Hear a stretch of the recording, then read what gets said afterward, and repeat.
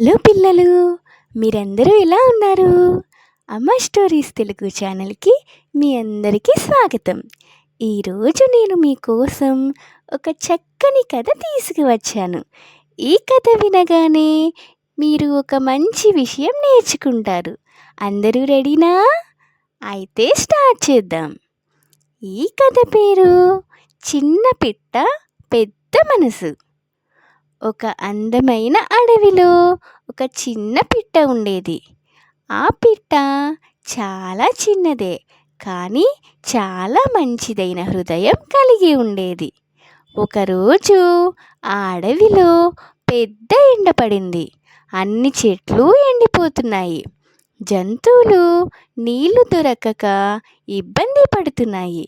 పిట్ట చిన్నదే అయినా నేను ఏదైనా చేయాలి అనుకుంది.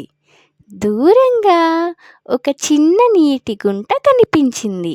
ఆ పిట్ట తన చిన్న ముక్కుతో కొద్దిగా నీళ్లు తీసుకువచ్చి చెట్ల మీద చల్లేది. ఇలా మళ్ళీ మళ్ళీ తిరిగి వెళ్ళి నీళ్లు తీసుకువస్తూ ఉండేది.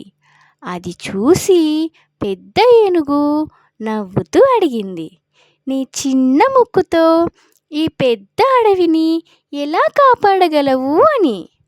అప్పుడు పిట్ట నవ్వుతూ చెప్పింది, నేను చేయగలిగినంత చేస్తున్నాను, అది చాలు అని. ఆ మాట విన్న తర్వాత అన్ని జంతువులు కూడా సహాయం చేయడం ప్రారంభించాయి.